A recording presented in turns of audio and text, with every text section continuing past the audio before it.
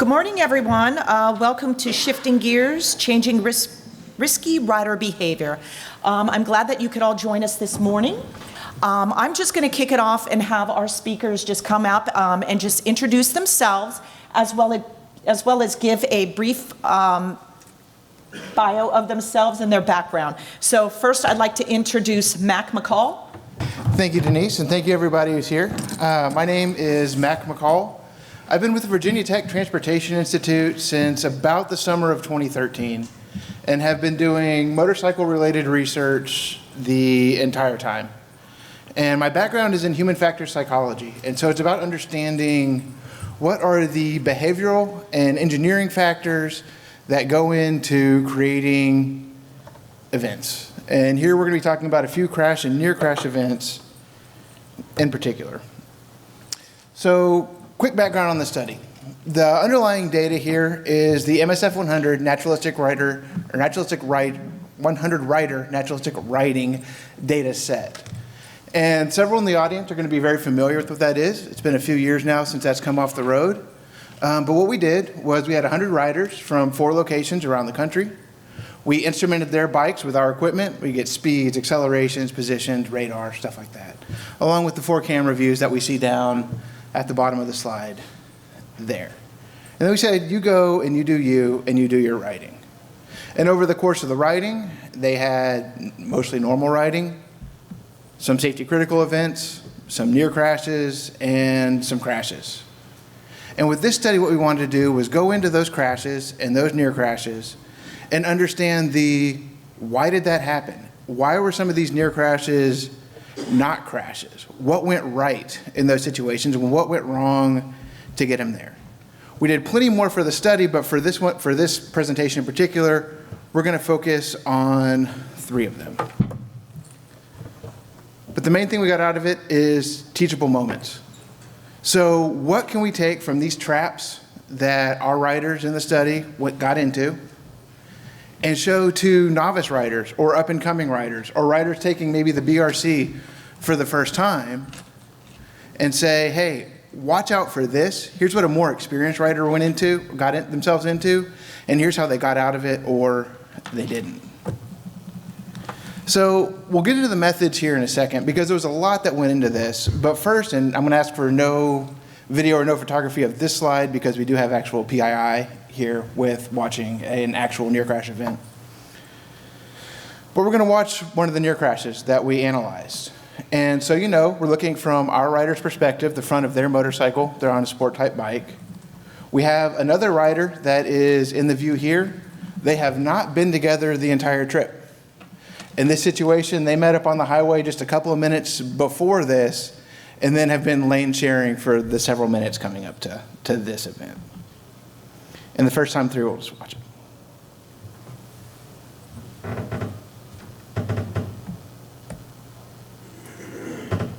And we've all been here, right? We're stuck behind an 18-wheeler who's racing another 18-wheeler, just wanting to get by and enjoy our ride or drive.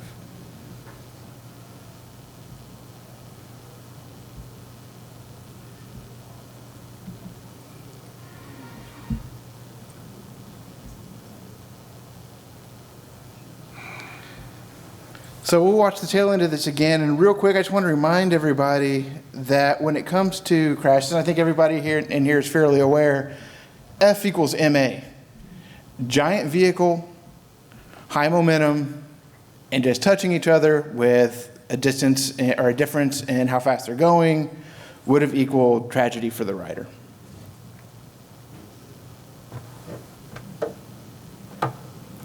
So as I said, our goal is now to take what we see here.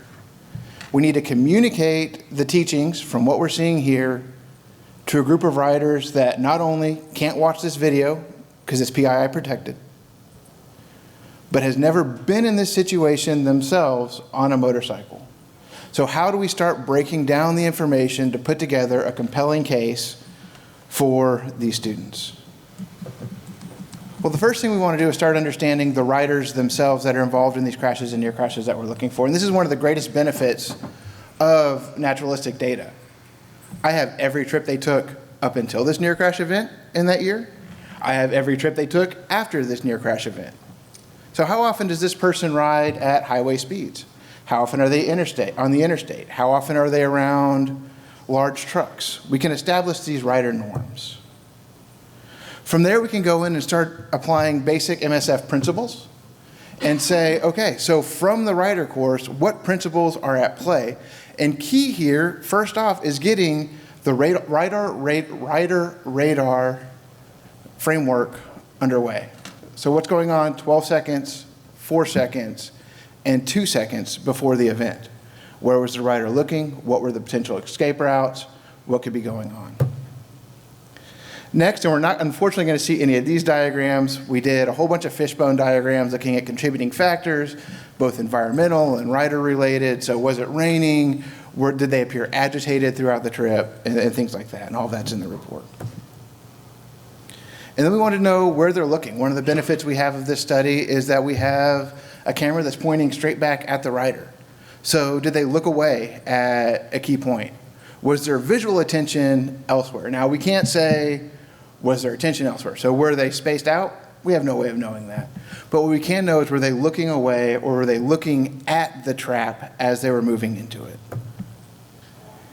And then we can go through and do analysis of accelerations and speeds, which is really kind of my favorite part, is going in and reconstructing the trajectories of all the vehicles that are involved in the scenario and seeing, if we change this variable, how does it play out? And then the last thing we did were some physics-based dynamic simulations or visualizations, and that's just a fancy way of saying we threw them into a simulator based on the trajectories that we had constructed. The main reason that we did the simulations here is to give a way to show students, hey, this is what happened, this is a good approximation of the event, without violating any of the PII surrounding the video that contains the event itself. And so that brings us to the video that we just saw with the side swipe same direction. If we look at the rider radar static diagrams, what we see is 12 seconds before, we're in a simple car following task with 2 riders following a truck that's passing another truck. We see 4 seconds before, the space has been formed between the 2 trucks and a window is opened up for our rider to pass to the right of the 18-wheeler. And keep in mind, this entire time, if you look at these diagrams, you look at the video, we're chilling in the no zone on our bike. The truck has no idea those 2 motorcycles are there. And then at 2 seconds before the incident, what we're referring to the incident here is where the 2 vehicles were the closest in time and space. We see that we have started to initiate the passing maneuver. So this is what the dynamic visualization looks like. One benefit here is I can superimpose speed and then distance being expressed as seconds to the target, between you and the target. So we're already following way less than 2 seconds behind the truck, firmly in the no zone. Here we have no distance between the truck, and we shed about 25 miles an hour in under 3 seconds. Right there as we slam on our brakes and move to the right. So the good news is, A, it's not a crash. And the reason it's not a crash is both the rider and the trucker acted appropriately at the right time in order to avoid a tragedy. If the rider hadn't braked when the tractor-trailer initiated the turn signal, it's a crash. Had the rider not continued moving right after the truck initiated the turn signal, it's a crash. Had the truck not started to move to the left, potential crash. The rider executed both correct lateral, identified and executed both correct lateral and longitudinal escape paths in the course of this near crash event. So just to add a little bit more to that, the tractor trailer from when the turn signal came on would have been about 10 seconds to get all the way over into the right-hand lane. Half of the total width of the truck would have been in the right-hand lane after a little under 4 seconds. That's only about half a second after our rider started braking, by the way. And had the rider not applied the brake and moved to the right, the collision would have occurred. They would have intersected in just under 1 second from what we saw. The take-home message of that, I think everybody in here knows it, but if you want a really good illustration of it, I'm going to go ahead and give a promo for the VTTI booth down in the demonstration area where we have our share of the road truck, and they can really show you what the no zones look like from the first person perspective. Stay out of the no zone. The next one we're going to look at is rear end striking. Rear end striking is the single most common near crash event type that we have in the data set. We typically think of car drivers or driving in our cars and almost rear-ending somebody and think that motorcycles might be immune to that for the quick stopping ability, and the fact is we're not. On this one, I'm not going to show you a nice color video of it because it is a crash and we don't need to watch a rider go over the handlebars. But I will start with the dynamic visualization here.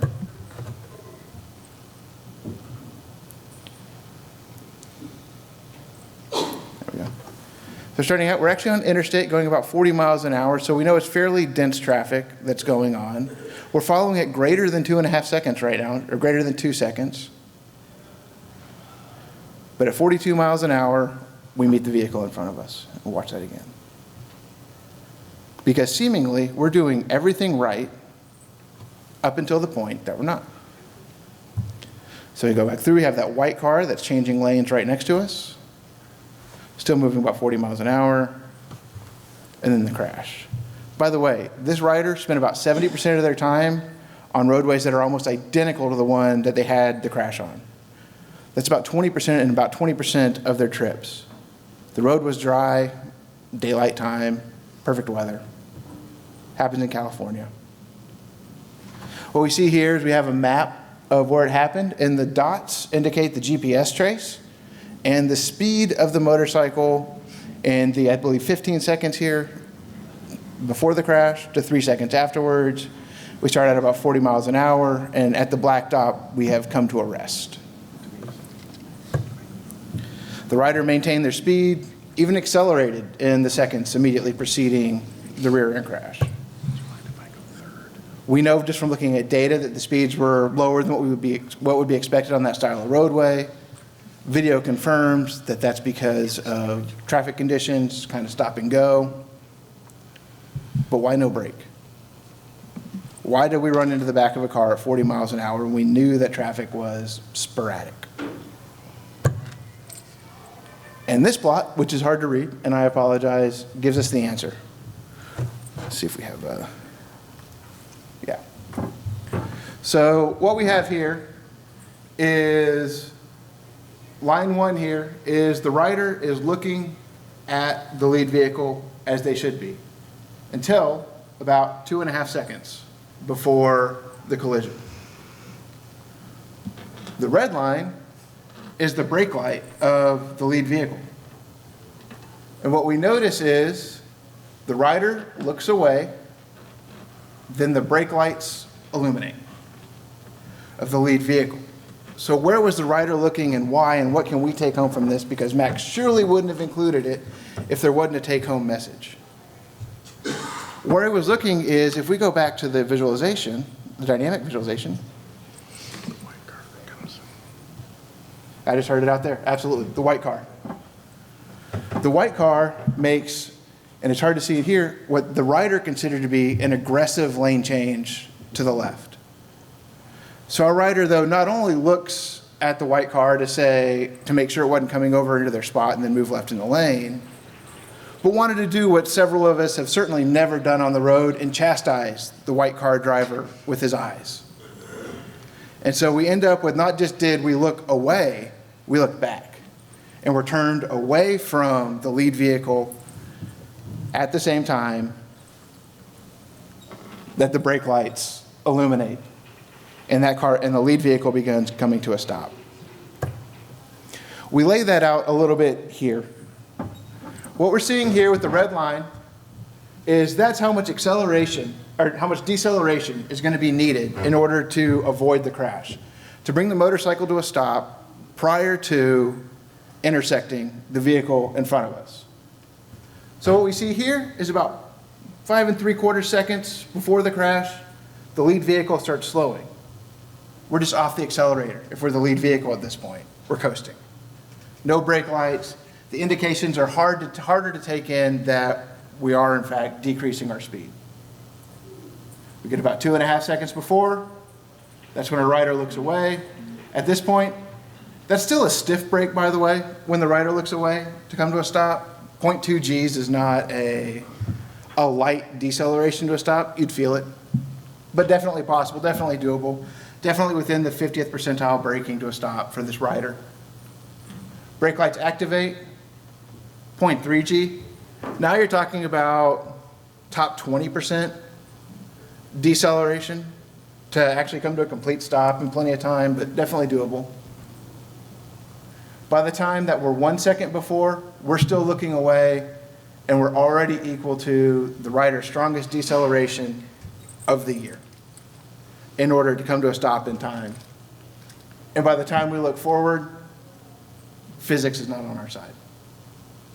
It is not a possible solution, or there's not a possible solution. So as we said, the rider's been riding the same interstate under similar conditions for several minutes. Combination of traffic coming to a stop ahead of the rider and glances away from the forward view put the rider in a difficult position. We know that long glances have been shown to increase crash risk. How many people in here know not to text and drive? There's your key reason, right? If you're not looking at the road, how do you know what's going on in front of you? You can't avoid what you can't see, and you can't see what you aren't looking at. We also know that crash risk is increased as traffic stability is decreased. As things become less predictable in front of you, then you're more likely to run into something. And then one last one here, and it's a short one, just to round it out, because this is one of my favorite types of near crashes. And this is a situation where a rider misjudges a curve, and no other vehicle involved. This is our single vehicle, right-hand curve, very common in statistics type of near crash. We're at the mercy of physics at this point. We blow out wide. If a car had been coming from the other direction, nothing we can do about it. Again, we're at the mercy of physics. This rider traverses more curves than the average rider. They like to go into the mountains in Southwest Virginia and tear up the twisties. Throughout this file and their other files, they were magnificent riders. Slowing prior to entry, outside, inside, outside was their typical trajectory. And wouldn't have thought that on that ride, if you're watching the first half, that anything would be going wrong in the second half. But what we find is the rider ended up braking late and hard beyond the entrance to the curve, unnatural to them. And we look at this slide, and every rider in here goes, well, yeah, obviously, you got a decreasing radius curve. We're coming from the top, by the way, down to the bottom. And you go, yeah, the road geometry changed, and the rider didn't expect it. And I think the riders among us, and myself included, when you first see it, are going, so you misjudged the apex. How would you make that mistake? And it's because there's the curve entrance. You can't see the other intersecting road that's right on the other side of those trees. And based on your earlier riding in the day, you're going to project out that that road possibly continues normally throughout at a constant radius until its eventual exit. So outside, inside, outside would dictate that your braking is at the apex that you can see. So had the curve been shorter, wider, had the rider been going slightly slower, the near crash wouldn't have occurred, even with late braking. The rider incorrectly assumed a different geometry than the one that was present. Only after the rider had entered the curve was the true geometry revealed.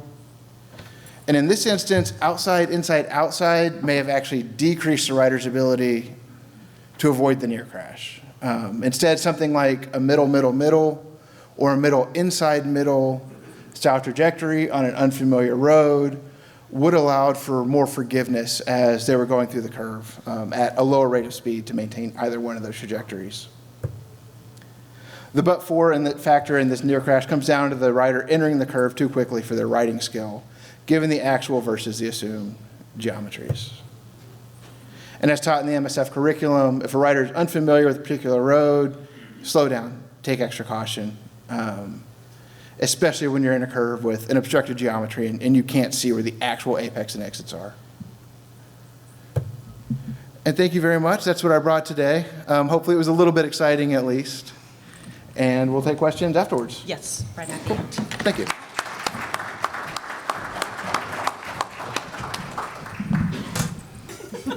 Hi, thank you. Hi, I see some familiar faces in the room, so welcome. Thanks for joining us today to talk about motorcycle safety, something near and dear to my heart. My name is Sunshine Beer. I'm the director of the Idaho Star Motorcycle Safety Program. My background is in training and curriculum development. I'm also on the Idaho Traffic Safety Commission, as well as part of our SHSP Motorcycle Safety Task Force. And as Denise mentioned, I'm currently the chairperson for the SMSA Executive Committee, which is State Motorcycle Safety Association. For those of you who are not familiar with it, that's our industry association for motorcycle safety and all kinds of stakeholders involved in that. And I am also part of the NHTSA assessment team for motorcycle safety programs. So I'm going to kind of speak on different levels from wearing many different hats, because I think gives me a pretty well-rounded approach to the topic that I'm going to talk about today, which is super exciting. So I'm going to try to make this as painless as possible, because I know when we start talking about standards and getting into the nitty-gritty of standards, it can be a little bit dry. So I'll try not to be too obnoxiously dry. And I did bring my timer up here, so as Max said, he has never met a coach that could be, brief. So in spirit of that, I am also an instructor, have been for 22 years, and I do like to talk. So I do have the timer going for me. So. All right, so what I'm here to talk about today is an overview of the SMSA entry-level rider training standards, otherwise known as the CERTs, which just were recently published. So I'm going to give you a little bit of an overview, background on that, how the CERTs came about. So in 2009, the Novice Teen Driver Education Training Administrative Standards, and that long acronym, was published by the National Highway Traffic Safety Administration, otherwise known to us as NHTSA, which focused on improving state driver education programs and also led to a push for development of training standards in rider education as well. So this was kind of the impetus of getting something started that associated with rider training. So 2011, NHTSA published the Model National Standards for Entry-Level Motorcycle Rider Training, which those of you in our realm are probably very familiar with. And to further support the state rider education program, we developed, I'm sorry, not we, but NHTSA developed the Model National Administrative Standards for state motorcycle rider training programs in 2014. So in 2018, moving ahead, SMSA recognized the need for continuously updating standards. Standards should be a dynamic thing. They shouldn't be stagnant. They should be reviewed on a periodic basis. So SMSA seemed to be the best organization to maintain standards. So we decided to develop these CERTs with the Motorcycle Safety Programs Committee leading the efforts. So SMSA has 3 working groups or standing committees. Motorcycle Safety Programs Committee was the one that was tasked with development of the CERTs. And like I said, it went back to 2018, and they just came out last month, or this year, so maybe January. So you can see it was a long time in development. So the Motorcycle Safety Programs Committee is responsible for projects that enhance state motorcycle safety programs and the training effort overall.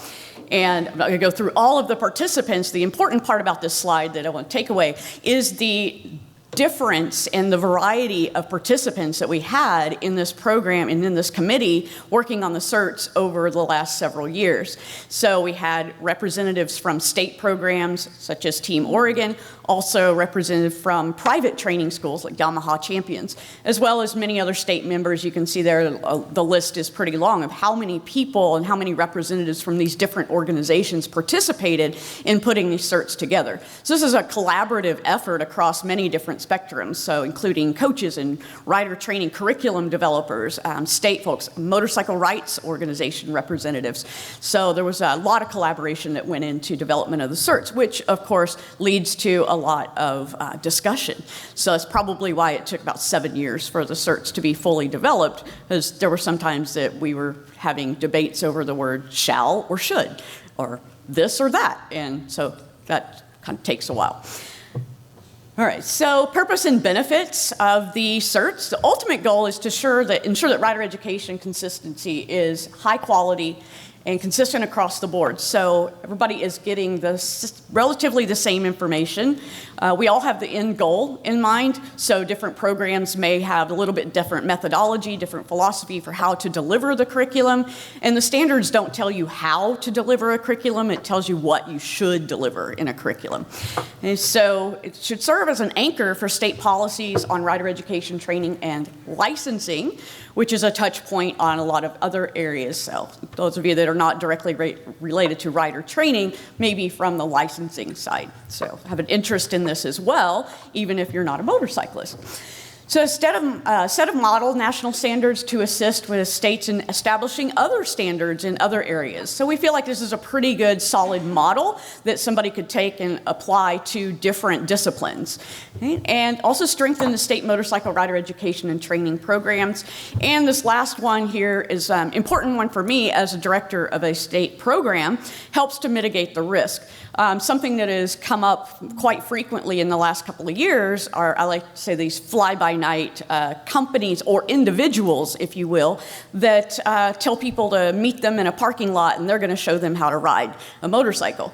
And they say that what we're teaching in entry-level rider education is not helpful. That's not what they should be teaching. They should be teaching advanced techniques. And so they're going to have people meet in a parking lot and they're going to teach them these advanced techniques when they really should be focusing on the fundamentals.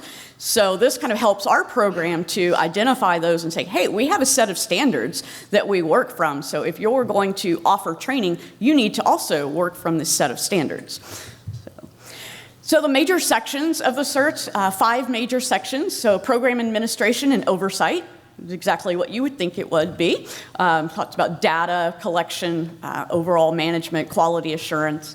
And then there's instructor qualifications. What should the minimum standards be or qualifications be for rider training instructors and mentors and instructor trainers? Okay, and then as I mentioned, coordination with motorcycle licensing. I've got this one bolded because I'm going to go a little bit deeper into this category rather than the other ones. Okay, education and training and course outcome standards. Okay, so in program administration and oversight, like I said, pretty much what you would expect it to be: management, leadership, data collection, again, program evaluation, having a communication program, and also risk preparedness. Instructor qualifications, again, what the minimum should be for rider training instructors, mentors, and trainers. And then coordination with motorcycle licensing. I find this one interesting because this is where there's a touch point between rider education and the state and licensing agencies. And as being an assessor for the NHTSA Motorcycle Safety Programs team, I have seen a lot of different models in different states with the coordination between rider training and licensing being completely separate and isolated in silos and never speak to each other. Which you think that would be kind of odd because aren't they tied together? If you're offering an endorsement or offering a license waiver in rider training, shouldn't there be a connection with the licensing? I've also seen the complete opposite of that where it's all integrated and they share data and that data is automatically transferred from rider education program to the prospective students' license and license records. So it kind of runs the gamut there. So there's a lot of areas where we do really well, and there's a lot of areas where we could use some improvement. So, and that's the kind of trend that I'm seeing with doing the different assessments in different states. So I did a little bit more detail here. If you want to go into the certs, I do have a QR code that'll take you directly to the certs on the SMSA website. I also included a QR code at the end for just the general SMSA website. So I'm not going to read these to you because you can all read now. Nobody wants to read off of a slide. But this goes into a little bit more level of detail about what's included in the licensing portion of the certs. Okay, and it does talk about how the licensing office should coordinate with rider training. There should be representatives from both in collaboration on coalitions, task force, and ongoing meetings. There should be an established process for that communication and how to keep that communication moving forward. And also how to review testing policies and procedures to make sure that they qualify for both the standards in the training arena as well as the licensing arena.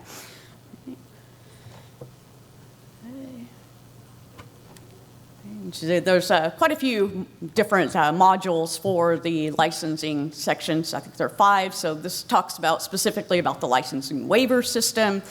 So many rider training programs, if you take a rider training course and successfully complete that course, it waives either or both, depending on the state and the state policies, the skills test or the knowledge test with the Department of Motor Vehicles or DMV, whatever that agency is for licensing in that state.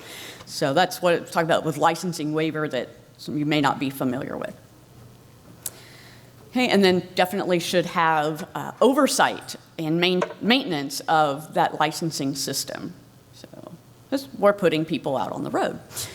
Education and training is the 4th section in the certs, and this is where we talk about what training should look like as far as minimum standards, what the students or what the curriculum should include. Again, it's not how to, but what should be in there. And then Section 5 is our outcome standards. So there should be cognitive outcomes, what we want to see the student be able to retain and basically, for lack of a better term, regurgitate at the end of the class through a knowledge test, something like that. Effective outcomes, that would be their attitudes and behaviors, and this is demonstrated in their willingness to abide by policies and laws and speed limits and things like that. This is an area that we could all do better with. Really applaud the MSF curriculum and what they've done over the last few years with development into a really robust on the behavioral side, really getting deeper into that to affect these attitudes and outcomes. So we can definitely do more work in that, and that's kind of why we're here today, talk about how we can affect behaviors. And we know rider training can affect rider behaviors. And then those psychomotor outcomes is the actual motor skills and the gross motor skills to be able to gracefully and successfully ride a motorcycle, or so should be. The certs also comes with a collection of attachments. So if you go again to the SMSA website, you're also going to have access to all of these different documents as well. One important one we talked about yesterday in a session was establishing coalitions. So this gives you a step-by-step idea on how to establish a motorcycle safety coalition. Also, how to collect and maintain data for motorcycle safety, and the state self-assessment tools, which are a really good tool to get prepared for the NHTSA assessment team to come in and do an assessment of your motorcycle safety program in your state, which I highly recommend. We are actually, in Idaho, we're actually going through the self-assessment process right now within our coalition to get ready for a formal assessment in 26 or 27. You'll also see the model national standards there as an attachment, and finally the highway safety program, NHTSA's guideline number 3, which we operate from for the motorcycle world. Okay, so that is pretty much the overview of the certs that I wanted to share with you. I'd be happy to answer any questions. We're holding questions till the very end. This is a QR code for the SMSA. It's www.smsa.org. Again, there's the QR code that'll take you to the website. The QR code that I have for the actual take you to the certs itself is on the front end of this presentation. So if you want that, you can come see me later and I'll give that to you. But I would be remiss if I didn't plug the SMSA, again, State Motorcycle Safety Association. If you're not a member or not involved and you would like to be more involved in rider education and training and licensing and as a stakeholder, SMSA is a great way to do that. It's not just about rider training. That's one aspect that we are heavily involved in with the SMSA, but it has other touch points as well. So like Department of Licensing, communication programs, Office of Highway Safety, and so on and so forth. And best way to get familiar with us is to come to our national conference, which will be September 10th through the 13th in Harrisburg, Pennsylvania. Okay. So with that, we'd like to say thank you for your attention and thank you for your tolerance. If you have any questions with the certs, I'd be happy to answer those. But in the meantime, I'm going to turn it back over to the group.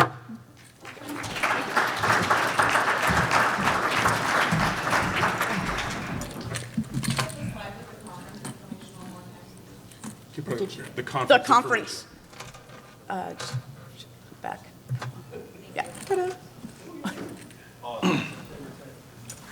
Hey, look, I finished a minute early.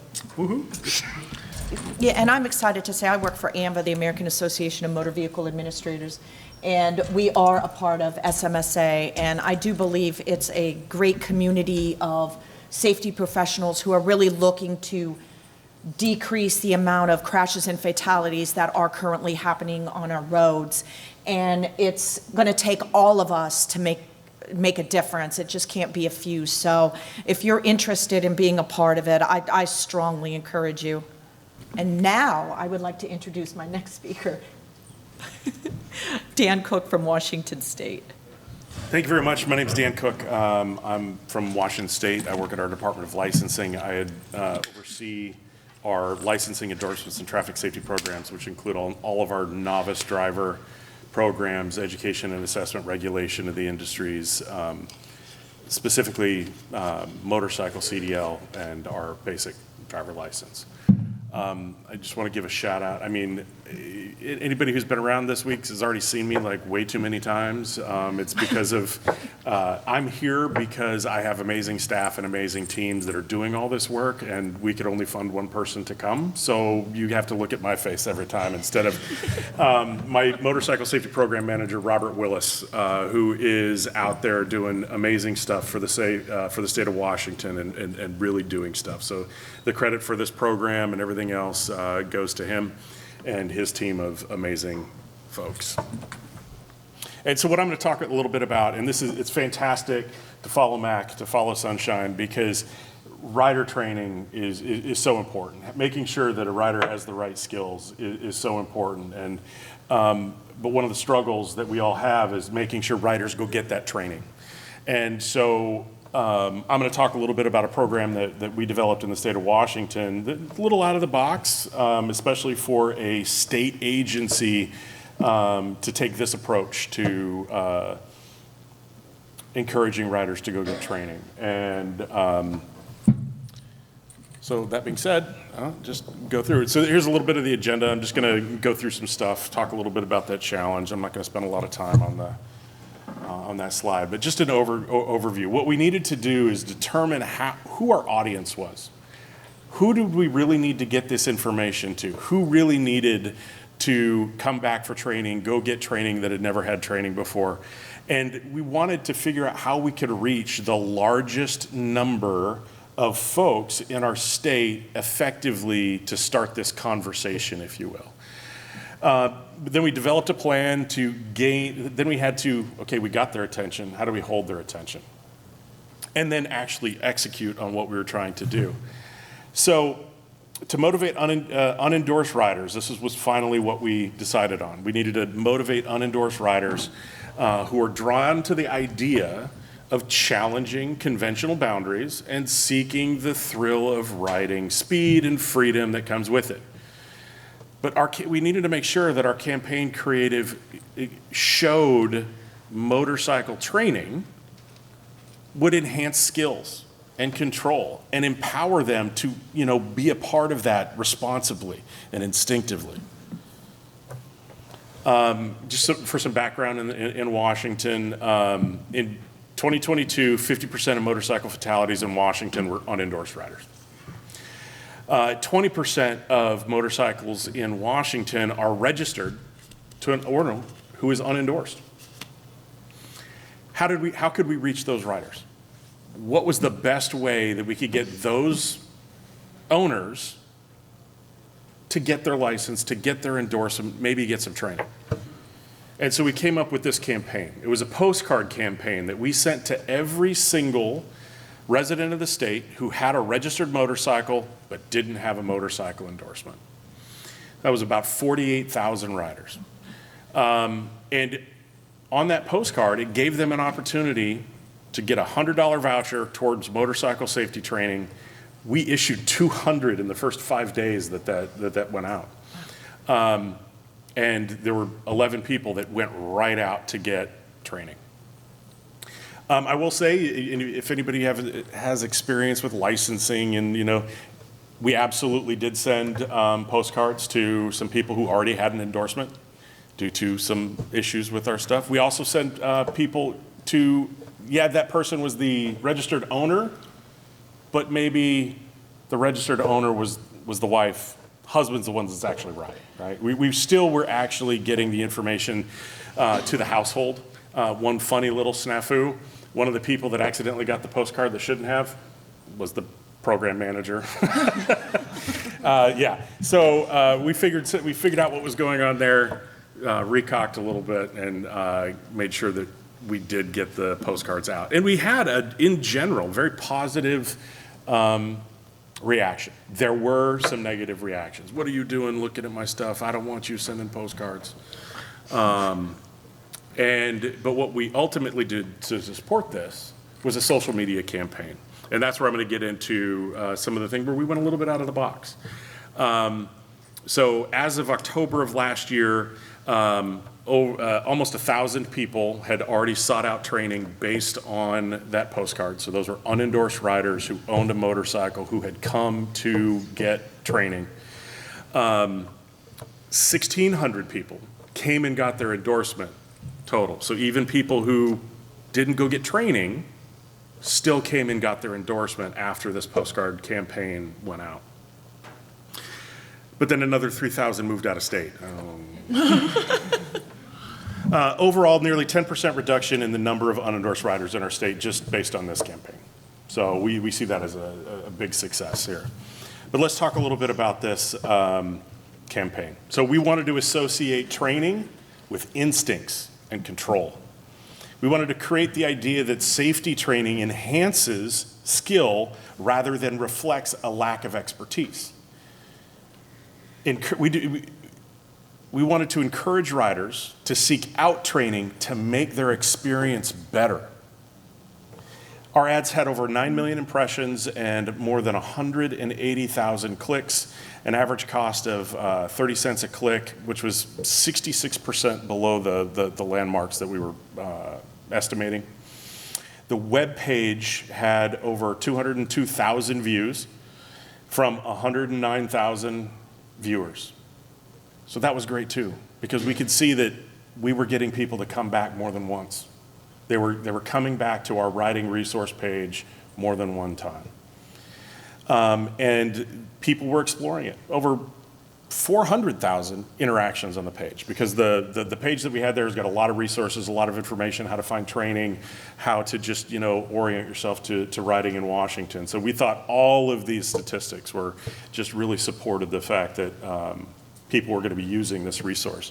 That is the URL for our website. It's still up and running, our Level Up campaign, even though the vouchers aren't available anymore. You can still go and still get a lot of very useful information from that website. I see some people are still taking pictures. So all right. So let's talk a little bit about this social media campaign. So we wanted to partner with Washington-based social media influencers who are actively riding. Vloggers, people on Instagram, people on Snapchat, people on Facebook. We wanted to work with them to present positive messaging that aligned with our state, values and safety and everything else, that had large, engaged audiences. So we just didn't want somebody with a lot of videos. We wanted somebody with a lot of followers. We wanted somebody with a lot of engagement. We initially had 2 people identified with a combined total of just over 250,000 followers. And we looked for people who already talked about safety in their content. The deal that we struck with these influencers were that they were going to produce 2 Instagram Reels, 2 Instagram Stories, and 2 Instagram in-feed posts. And I will say that this particular influencer that you see on the screen, she was so engaged and liked what we were doing, she was making content for free at one point and still connecting to our program and everything else because she identified with it. She liked what we were doing. Ultimately, she made 391 posts in some way related to motorcycle safety when we're talking about this here. So we think that her posts, based on the data, and this again is from October of last year, over 16,000 people engaged on her posts related to our content, drove 14,000 views back to our website based on her content. The campaign post drove a similar amount of engagement compared to her other organic content, showing that our message and her delivery of it was resonating with the audience that was already following her.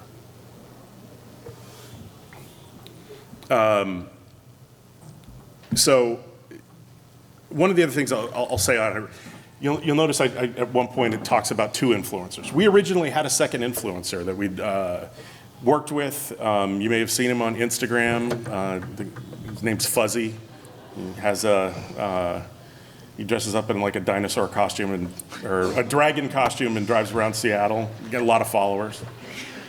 But then that content provider, we ran into some difficulty with what he was doing, what he was saying on his posts, and we immediately had a conversation and we drew back. And that was one of the things that I think was really important to this campaign. We had an exit strategy if the social media went sideways. And we were able to effectively do that. We didn't really lose out on anything, and we were able to move on and still have a quality social media campaign.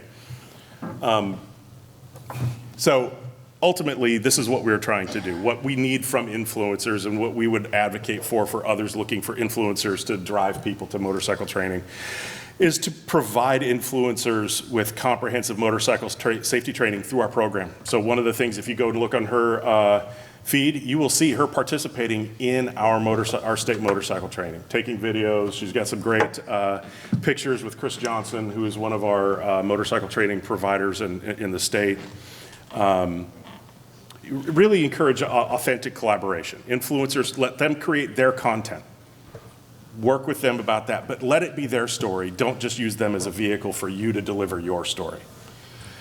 And make sure that you're scheduling this so it's actually going to be relevant to people during the riding season, maybe leading up to the riding season, so it gets the most bang for its buck.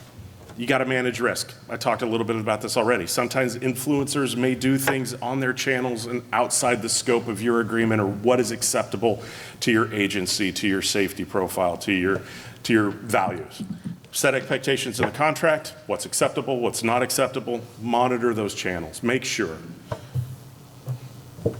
Finally, here's a few milestones, timeline of what we did and how it went down. So May of 2024, we mailed the postcards. Vouchers were already going out. Vouchers for the training were already going out by the end of that month. Our social media ads followed 3 weeks after the postcards initially went out. And the content was designed to come out during the height of the riding season, July and August. We also followed up with riders, the same folks that we sent those postcards to. We contacted, reached back out to them at the end of the year, at the end of the riding season in August and September, and asked them, hey, we haven't heard from you. Did you go get some training? Did you go do other things? Just to try and continue that conversation before we went into the downslide, because we do have a riding season in Washington. And then at the end of the campaign in October, we looked at who actually got everything, what was our feedback back and forth between the riders, the recipients of the postcards, to really understand what this was and how we could do it next year. Now, due to a variety of other things and grant funding changes, we're probably not going to run this, the second phase of this campaign in 2025, but stay tuned because we do plan on growing and building on this successful campaign. That's all I've got, so I won't answer questions now, but I'll go sit down and we can do a panel thing.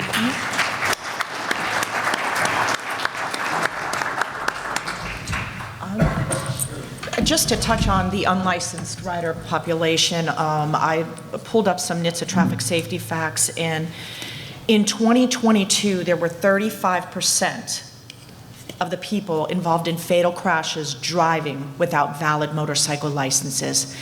I am not going to sit here and preach to everyone and tell you that, rider ed is the way to go and it's going to solve all these issues. But by attending a rider ed class, you're getting the fundamentals and the basics of riding, and it gives you a foundation that you can build upon. So I think that's important to remember as we move forward and we look at the riding population, licensed and unlicensed. So I just wanted to throw that out there. And thank all three of you. Now I'm going to throw it out to the audience for questions right in the back. My name's Stephanie. I work for the advertising agency that works with California Highway Patrol motorcycle safety campaign. I'm really impressed with what you did with the postcards. Can you tell me a little bit about how you curated that list? How we curated the list as far as who we sent postcards to? Yeah. Okay. Yeah, so we worked very closely with our research and analytics office, and so as you might imagine, that got way too close. As you might imagine, there may be some concerns working with an ad agency, and we were dealing with PII and things like that. So we navigated some things and worked into the contract.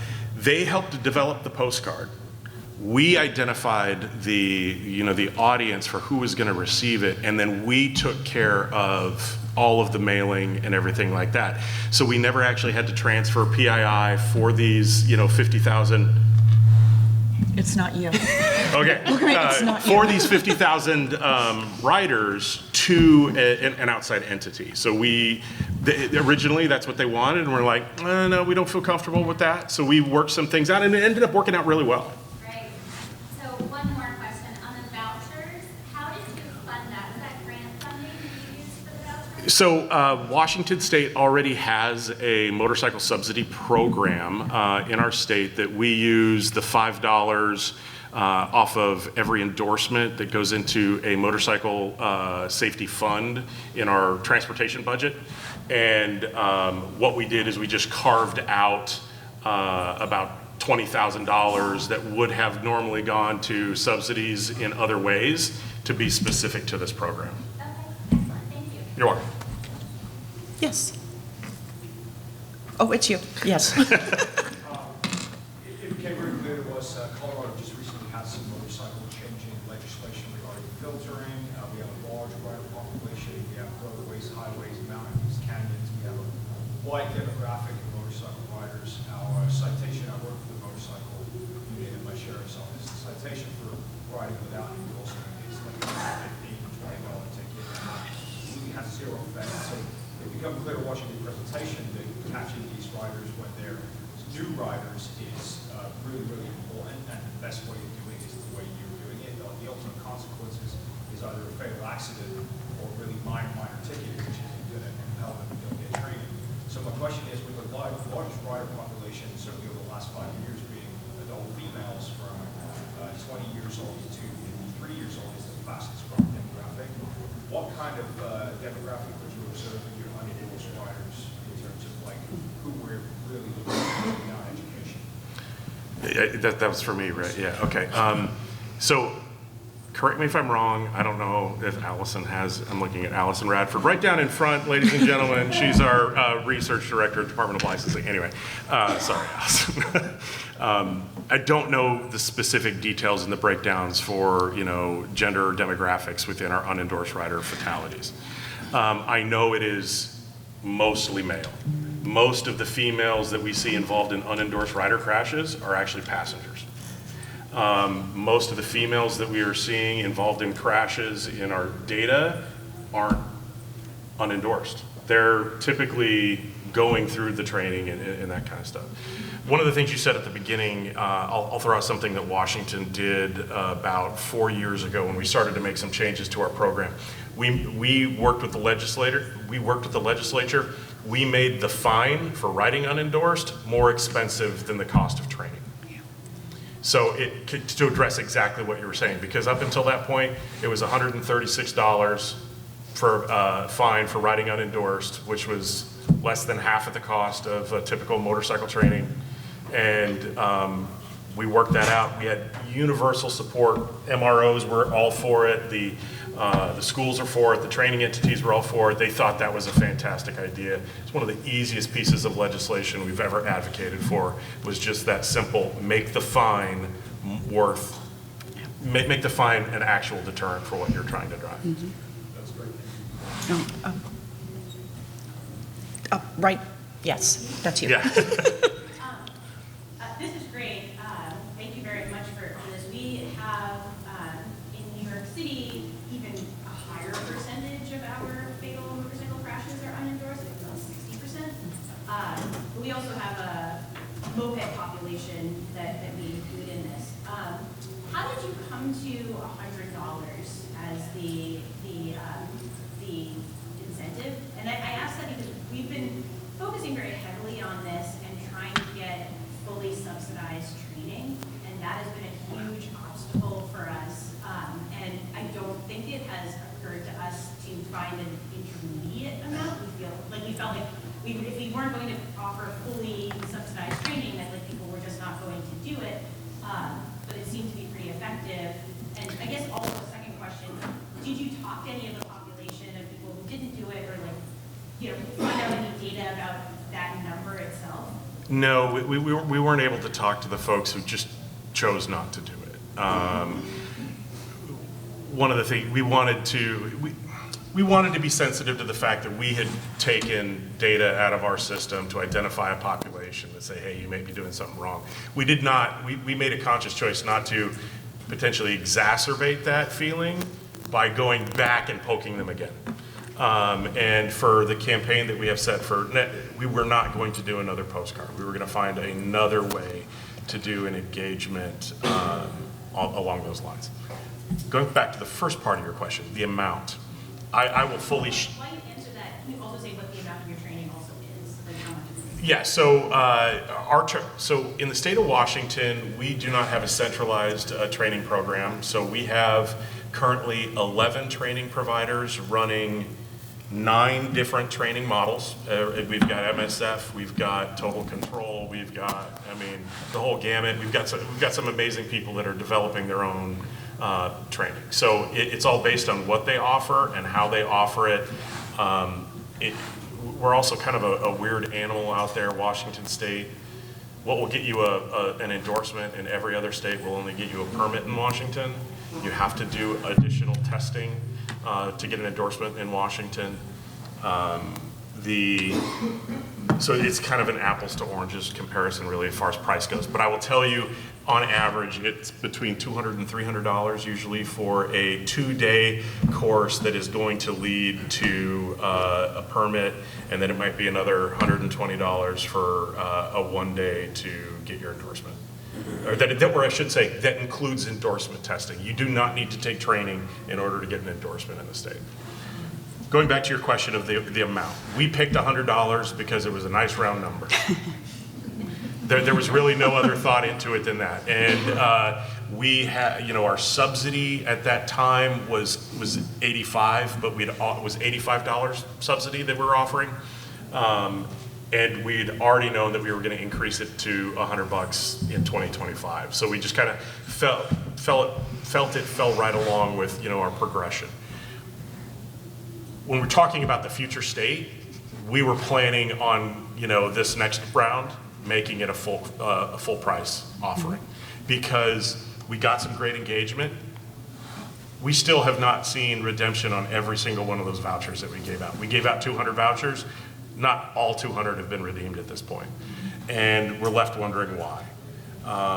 We've done some outreach. We know that some people, they did it, but they're not interested. They don't want to get an endorsement. But we also heard that, okay, $100 is great, but it doesn't pay for the whole thing, so I'm not going to do it. So we're going to try it the next time with a full cost voucher. I'll piggyback on that really quick. We're exploring the same model in Idaho. On our committee, we're talking about what value to put on that as well. And we're not going to be able to use state funding for that. We have to absorb that with whatever program funds that we have. So ours is more like dependent on basically what we feel comfortable with, what we can give away. So it's kind of been, okay, to $50 to $100.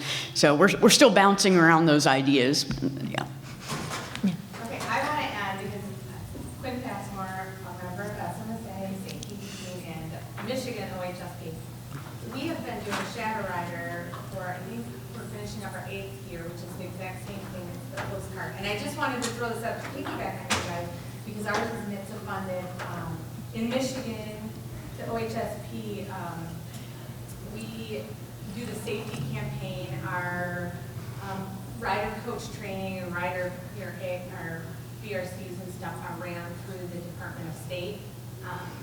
And so how we run it is OHSP does the campaign and we make the postcard, but we work with our DMV or SOS and they provide us the details so they're able to go in and see who has a motorcycle, who is registered to. So they provide us the list, which does have PIS, but because it's grant, we're able to just send it out.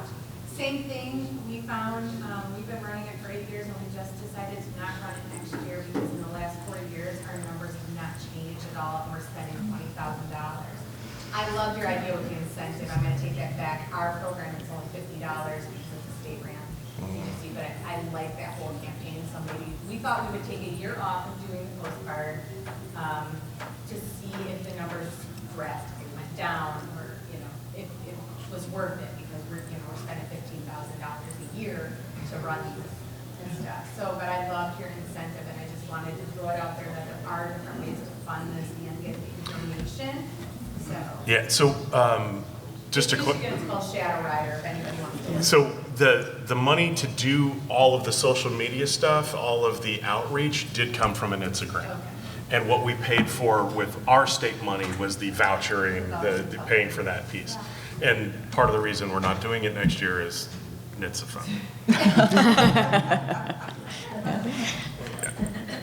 So we actually run a very similar program in Texas. So I coordinate that. We send out postcards.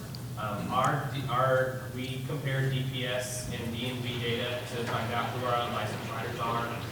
In Texas, our data is like awful. So we have to go through a process called geocoding, which basically means we submit the DPS data in Google Maps and the DMV data in Google Maps, and Google Maps makes the addresses kind of match. Like for instance, county road could be county road, it could be CR, it could be CORE, and so the process through geocoding helps us do that. So if you have messy data, that might be an option for you. It does typically cost money. We also, as a part of ours, we don't do necessarily vouchers, but we have set up a survey program. So we will pay you for a survey before and after the course where we ask you all the questions that we would like to know. One of the things that always resonates is that, like we ask, what do you think about the class before and what do you think about the class after? And it's always like we learned a lot more than what we were expecting. And so it seems like in all the states, that's a common issue, that it's hard to get that message of how valuable this training actually is to people that haven't taken the training, which kind of makes sense, but that's where I see a lot of states could make, including Texas, make improvement on advertising in Instagram reels on real riders that have taken this course and like, I was skeptical, but yes, it's worth it. And that's another way that we were using the we were paying people to do the surveys. It was a little bit less on the front end and a little bit more for the after to kind of, incentivize them to take the after. But we don't give money. We send out an application essentially, and you have to submit proof of enrollment before we give you the before survey. And obviously, after you do the survey, we give you money.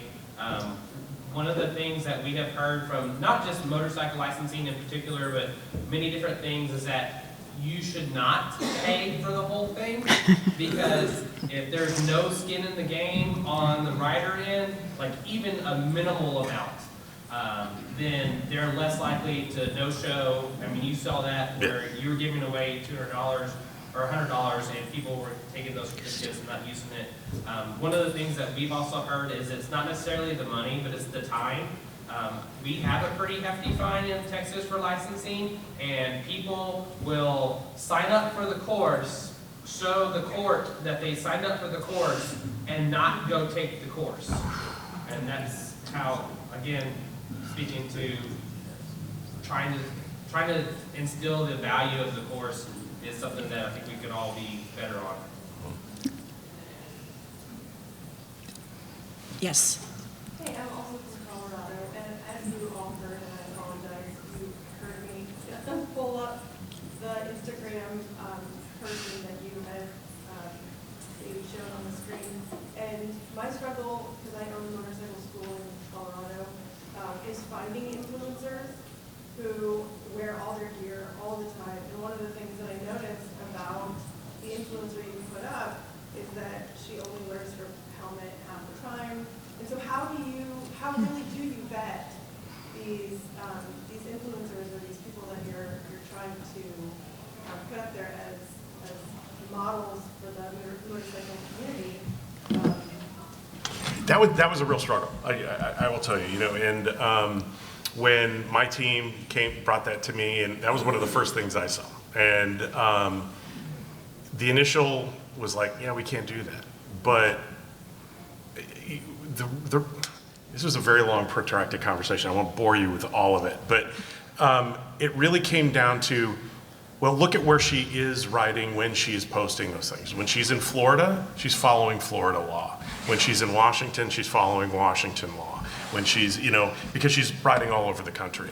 And we used, they convinced me, and I really, I bought it, that, a big part of this is following the laws where you are, making the right choices.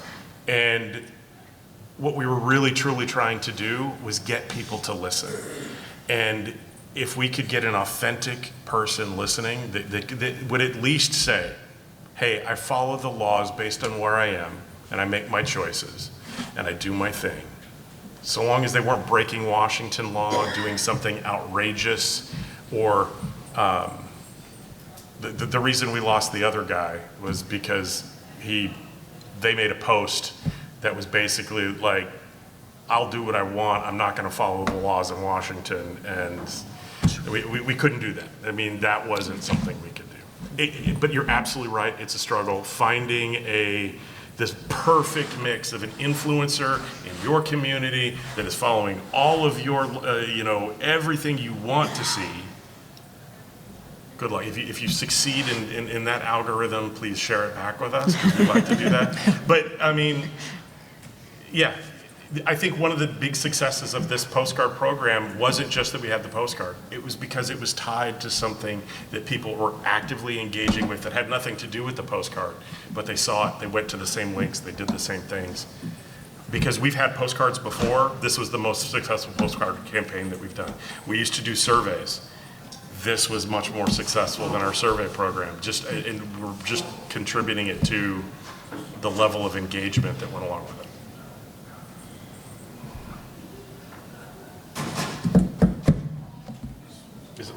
Has there been any communication on a federal level, like through the Department of Licensing, Department of Motor Vehicles, if you can find the record that somebody's trying to register a bike and them or their household doesn't have a endorsement, why can't they just deny the registration and have them prove an endorsement before they can register a motorcycle?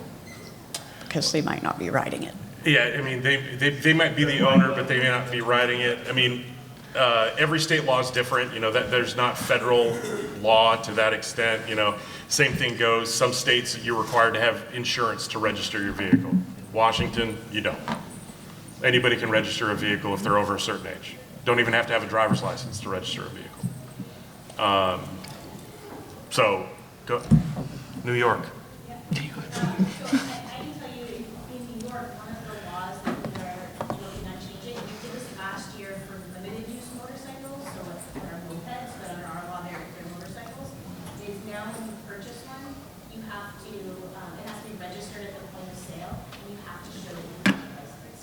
So we're, and we've expect that that will pass this year because we just didn't quite get motorcycles in last year and like bill edits. And so this year it seems like motorcycles will be included in that. So they will be required to be registered at the point of sale and to purchase it, you'll have to show them that.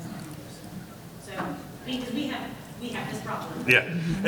And don't get me wrong, I think that's a fantastic idea, but and it's one that I personally, Dan, take off my Department of Licensing, would totally endorse, but that's up to our legislators to make that decision, yeah.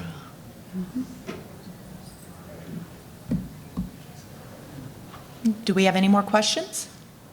Well, I'm giving you back 1 minute to, but most importantly, I want to give my panel here a round of applause for the great presentations and information that they provided us. And they'll be around to answer additional questions or if you have anything else that you would like to talk with them about. But thank you.